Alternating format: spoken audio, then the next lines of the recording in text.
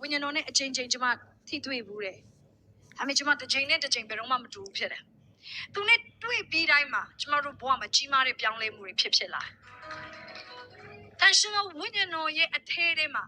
ပို၍လွတ်မြောက်ခြင်းတယ်တန်ရှင်တော်ဝိညာဉ်တော်ရဲ့အထဲမှာပို၍လန်းဆန်းခြင်းတယ်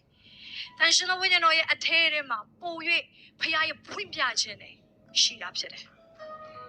ဒီမှာသင်ဘဝမှာလိုနေတဲ့အရာကိုဒီနေ့မှာသင်ရလိမ့်မယ်တန်ရှင်တော်ဝိညာဉ်တော်ဖခင်ဟာသင်ကိုလိုအပ်တာထက်ပို၍ကောင်းချီးပေးမယ်ဖခင်ဖြစ်တယ်အာမင်လောကမှာချစ်စရာအကောင်းဆုံးပုဂ္ဂိုလ်ပြောပါဆိုရင်တန်ရှင်တော်ဝိညာဉ်တော်ဖြစ်တယ်သင်ကိုအချစ်ဆုံးသောသူကလေတန်ရှင်တော်ဝိညာဉ်တော်ဖြစ်တယ်ဒီ conference နေ့မှာကျမတို့တန်ရှင်တော်ဝိညာဉ်တော်ရဲ့အလုပ်လုပ်ခြင်းတွေတန်ရှင်တော်ဝိညာဉ်တော်ရဲ့စင်ကြွခြင်းတွေ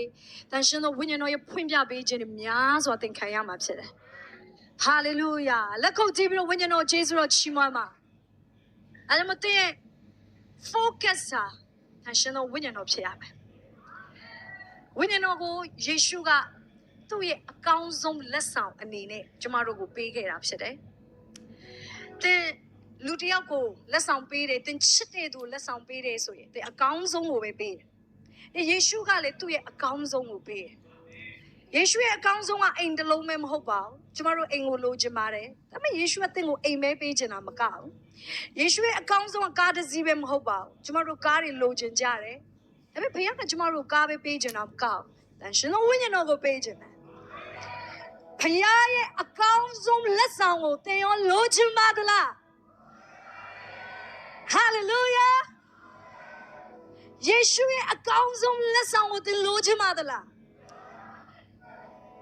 သင်ရဲ့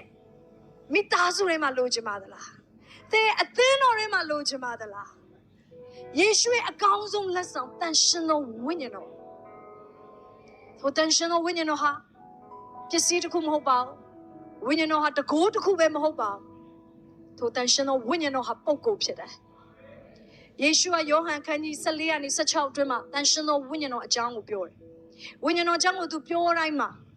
သူဟာမိတ်ဆက်တဲ့အခါမှာအင်္ဂလိပ်လို့ဆို he အနေနဲ့မိတ်ဆက်တယ် him အနေနဲ့မိတ်ဆက်တယ်တနည်းအားဖြင့်သူလို့ပုဂ္ဂိုလ်အနေနဲ့ယေရှုကမိတ်ဆက်တယ်ယေရှုဝိညာဉ်တော်အကြောင်းကိုယောဟန်14ကနေ16အတွင်းမှာ19ချိန်ပြောခဲ့တယ်19ချိန်မိတ်ဆွေဒါနည်းတဲ့အရာမဟုတ်တန်ရှင်တော်ဝိညာဉ်တော်အကြောင်းကိုယေရှုကအချိန်ချင်းပြောခဲ့တယ်ဘာဖြစ်လို့လဲသူသွားလို့ရှိရင်သူ့ရဲ့ဝိညာဉ်ကိုဒီနေ့အတူတူရှိစေချင်တာဖြစ်တယ်တန်ရှင်တော်ဝိညာဉ်တော်ဟာပုဂ္ဂိုလ်ဖြစ်တယ်ဒီနေ့အတူတူနေရာတိုင်းမှာရှိနိုင်တယ်တန်ရှင်တော်ဝိညာဉ်တော်ဟာပစ္စည်းတစ်ခုလိုမျိုးသင်ထားခဲ့လေ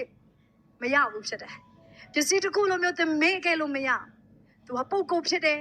သင်ရဲ့အထဲမှာချင်းဝင်နေပြီးတော့သင်နဲ့အတူတူအမြဲတမ်းရှိနေတာဖြစ်တယ်ဟာလေလုယာတန်ရှင်တော်ဝိညာဉ်တော်ဟာကျမတို့ရဲ့ချီးမွမ်းခြင်းနဲ့မှာအတူပါတယ်တန်ရှင်တော်ဝိညာဉ်တော်ဟာကျမတို့ရဲ့ဘုရားခင်ထံမှာဆုတောင်းခြင်းနဲ့မှာအတူတူပါတယ်တန်ရှင်တော်ဝိညာဉ်တော်ဟာကျမတို့ရဲ့ခရိယန်အသက်တာကိုရှောက်လန်းခြင်းနဲ့မှာအတူတူပါတယ်သူမပါလို့မရဘူးဖြစ်တယ်သူမပါဘဲနဲ့ကျမတို့ခရိယန်အသက်တာကိုအသက်ရှင်လို့မရတန်ရှင်တော်ဝိညာဉ်တော်ကကျမတို့ကိုအောင်မြင်တဲ့ခရိယန်အသက်တာကိုအသက်ရှင်နိုင်စေတဲ့အကြောင်းရင်းဖြစ်တယ်တန်ရှင်တော်ဝိညာဉ်တော်ကတည့်ရဲ့တိုက်ပွဲတိုင်းကိုအောင်မြင်စေတဲ့သူဖြစ်တယ်။ဒါကြောင့်မို့ယေရှုကပြောတယ်ငါသွားရင်သင်တို့အတွက်အကျိုးရှိလိမ့်မယ်။ဥပ္ပစေစရာဒီဟုသောတန်ရှင်တော်ဝိညာဉ်တော်သည်သင်တို့စီကိုလာလိမ့်မယ်။ဟာလေလုယာ။ဥပ္ပစေစရာဆိုတာတနည်းအားဖြင့် helper ကူညီပေးတော်သူတန်ရှင်တော်ဝိညာဉ်တော်ကိုယေရှုကကျမတို့ကိုပေးခဲ့တာကျမတို့ကိုကူညီပေးဖို့ရန်အတွက်ဖြစ်တယ်။ဟာလေလုယာ။မိတ်ဆွေတန်ရှင်တော်ဝိညာဉ်တော်ကသင်ကိုကူညီခြင်းတယ်ဒီနေ့မှသင်ရောက်လာတဲ့လူတွေအမျိုးမျိုးကမိကိုနဲ့အမျိုးမျိုးနဲ့ရောက်လာကြတယ်လိုအပ်ချက်တွေအမျိုးမျိုးနဲ့ဒီနေရာကိုလာကြတာဖြစ်တယ်